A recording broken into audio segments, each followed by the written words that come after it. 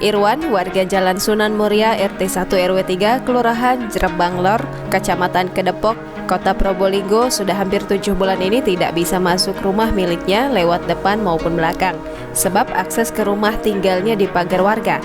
Pria asal Pajarakan, Kabupaten Probolinggo ini bersama keluarganya hanya bisa keluar masuk lewat samping rumahnya, yakni melalui jalan atau gang umum sisi timur rumahnya yang berbatasan langsung dengan dinding tembok rumahnya. Dilansir dari unggahan akun Instagram @andreli_48, pemagaran itu dilakukan warga tanpa maksud dan tujuan yang jelas.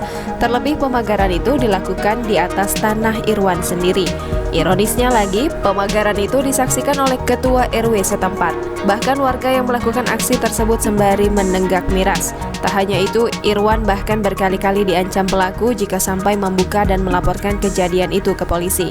Diketahui juga dari unggahan itu, warga yang melakukan aksi tersebut merupakan tetangganya sendiri yang mengaku sebagai anggota LSM. Kini kasus pemagaran rumah Irwan pun sudah ditangani pihak kepolisian Polresta Probolinggo. Jangan lupa subscribe, share, komen, dan like ya!